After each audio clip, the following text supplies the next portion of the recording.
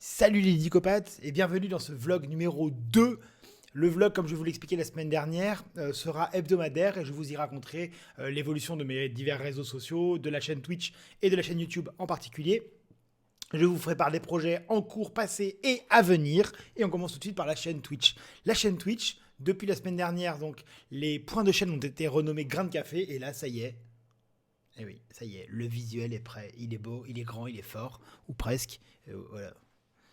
Oui, il n'y a pas que des nouvelles super méga importantes, il y a aussi des trucs un peu plus modestes. On ne lésine sur rien, on ne met personne de côté, on ne lèse personne. C'est ça que je voulais dire. Après, bon, bref. Euh, Concernant la chaîne YouTube, je vous annonce 2 nouvelles vidéos par semaine. Donc le vlog, ça c'est le lundi, ça va pas changer. Le mercredi, j'essaye. Ce sera peut-être le jeudi, ça dépendra du planning. Je vous diffuserai l'intégralité du Dico Quiz qui a lieu tous les mercredis à midi sur ma chaîne Twitch. Là, on va arriver à la 25 ou 26e édition, je sais plus trop. Mais donc je vous le proposerai sur YouTube, ce qui permettra à ceux qui l'ont raté de pouvoir le voir en replay. Malheureusement, vous ne pourrez pas jouer interactivement sur votre écran comme vous pouvez le faire le mercredi. Donc il faudra absolument venir sur Twitch pour pouvoir jouer sur votre écran et essayer de répondre plus vite que les autres. Mais il y aura quand même 14 questions comme tous les mercredis. Deuxième vidéo supplémentaire, donc troisième vidéo de la semaine, une vidéo... alors, j'ai pas encore trouvé de super nom, mais ce sera ma partie de la semaine. Donc, une partie que moi j'ai jouée. J'ai décidé de pas faire, dans un premier temps en tout cas, de vidéos du passé, enfin de parties du passé, pardon, comme le font plein d'autres youtubeurs très très bons, avec un excellent niveau bien meilleur que le mien. Non, moi je veux vous faire part de mes parties. Alors, pas forcément des victoires. Bon, la première, j'ai déjà prévu, ce serait une victoire contre un Suisse. Qui s'appelle d'ailleurs, attendez, j'ai noté son nom, c'était assez improbable. Il s'appelait. Bartok. On sait pas trop ce que ça veut dire, mais c'est pas grave, ça compte. Euh, et donc je vous la présenterai normalement le vendredi. Je préfère vous montrer des parties parmi les miennes, ce qui me permettra de vous expliquer comment moi j'ai réfléchi au cours de la partie. Et voilà, ce sera une vidéo de toute façon courte. Le but n'est pas de faire une explication de texte.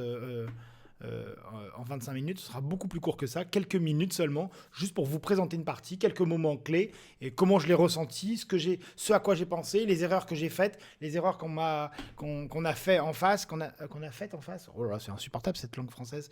Et voilà, pour bien vous expliquer tout ça et que vous puissiez comprendre comment, à mon niveau, on peut réfléchir et quand même essayer de progresser. Tout cela avec plein de petits conseils distillés petit à petit. J'espère que ça vous plaira. Il ne reste plus qu'à trouver un super nom. Enfin, nouvelle URL pour la chaîne YouTube. Ça s'appellera désormais youtube.com/c comme channel, qui veut dire chaîne, slash ou canal, slash Dicomaniac. Voilà, c'est mieux qu'avec des lettres et des chiffres imbitables. Voilà. Ben, du coup, attends, ce serait pas exactement le meilleur moment pour, euh, pour, euh, pour vous demander de vous abonner à la chaîne, d'activer la cloche si vous le souhaitez, hein, si vous voulez recevoir les alertes, de liker la vidéo et de mettre un commentaire surtout. Concernant la vidéo YouTube, j'ai créé sur mon Discord, je vous mets le lien dans la description, un salon FAQ, de sorte que je puisse recueillir vos questions concernant ce que vous voulez. Hein. Ça peut être perso, mais il y a peu de chances que j'y réponde. Ou alors je vous dirai que c'est perso. Ou les chaînes, ou les réseaux sociaux comme ça. Et le fait d'avoir un endroit où elles sont écrites, ça me permettra de les récolter et de les préparer. J'ai déjà des questions pour cette semaine. Une question principale qu'on m'a posée, c'est Kaberu qui me l'a posée. Et j'ai déjà 2-3 questions pour la semaine prochaine. Donc on en reparlera dans le vlog numéro 3 qui devrait paraître dimanche ou lundi prochain. Donc la première question a été posée par Kaberu, je vous le disais. Elle est la suivante. Qu'est-ce qui t'a poussé à te lancer dans le stream? Alors, ma chaîne Twitch a été commencée en octobre 2014, à un moment où j'avais perdu ma copine, enfin elle m'avait quitté, je l'avais perdu, elle m'avait quitté, j'avais plus d'argent, plus de travail et plus de logement. Par chance, dans ma famille, il y a un logement libre, on m'a dit que je pouvais emménager le temps de retrouver un travail et de renflouer mes poches.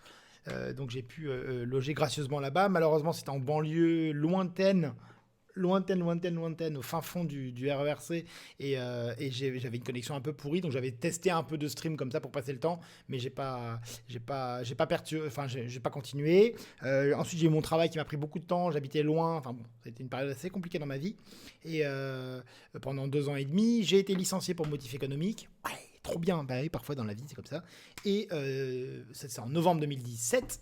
Et décembre 2017, j'ai commencé tout début décembre 2017, je crois que c'est le 3 à peu près. Je me suis lancé dans le stream parce que je l'avais déjà fait, que ça m'avait plu. L'expérience m'avait plu, même si elle avait été courte. Et j'ai beaucoup streamé, j'avais pas mal de temps. Le temps de me remettre un peu de ce licenciement, parce que c'est jamais facile, et de me mettre à chercher un boulot. Et je me suis lancé dans le stream. Il y a eu un petit succès. Je jouais beaucoup à Hearthstone. Et voilà, c'est l'occasion qui fait le larron, en fait. Avec l'argent du licenciement, je me suis offert un écran, quelques lumières.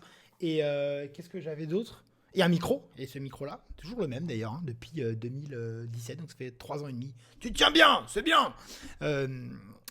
Et donc voilà, un peu de matériel pour streamer. Et bah, je me suis lancé. Et ça m'a plu, alors j'ai continué, tout simplement. Voilà, Cabéru, c'était la question. On continue avec le planning de la semaine, assez conforme à celui de la semaine dernière, y compris le jeudi après-midi. Jeudi dernier, un petit débrief, j'ai joué à There Is No Game, un jeu qui a quelques années, qui est extrêmement inspiré, très inspiré de l'époque Lucas Games, ça s'appelait Lucas Games, Sam & Max, etc. Super sympa, une espèce de jeu avec cassage du 4e mur. Bon, je vous laisse chercher sur Wikipédia. Donc très intéressant, très fun, une bonne ambiance. On a passé 2 heures ensemble, la commu et moi, à faire ça, à jouer. On s'est vraiment bien marré, sympa, détendu. Je recommencerai jeudi prochain de 14 à 16 avec plaisir. C'est écrit dans le planning, qui est 6 juin. Alors, je ne sais pas si je le mettrai à droite ou à gauche, on verra. Toujours le Dico Quiz mercredi à midi, sachant qu'il sera diffusé ensuite sur YouTube dans la journée ou le jeudi. Peut-être je rappelle que le Dico Quiz le mercredi midi sur Twitch, c'est interactif, c'est-à-dire que les questions sont posées et vous répondez directement sur votre écran en appuyant sur l'écran ou en cliquant si vous êtes sur ordi. Et voilà, c'est quand même super fun. Ça touche aux échecs principalement, à la chaîne un petit peu et à l'histoire des échecs. C'est pas du tout, il n'y a pas besoin d'être très fort. Alors certes, sur les 14 questions hebdomadaires, il y a 2 voire 3 questions où il faut trouver un coup à jouer, mais c'est pas forcément un coup très dur, pas toujours. Mais sinon, le reste, c'est de l'histoire des échecs, des anecdotes sur les échecs, voilà, reconnaître un joueur, ça peut être plein de choses, j'essaie de varier les plaisirs. Et enfin, pour le planning encore, dimanche, la Poulet Arena, comme tous les dimanches, à midi. 1h30, donc 90 minutes où on joue en 5+5. Et la semaine dernière, qui a gagné ? Si j'avais bien préparé cette vidéo, j'aurais trouvé le nom du vainqueur qui s'affiche ici.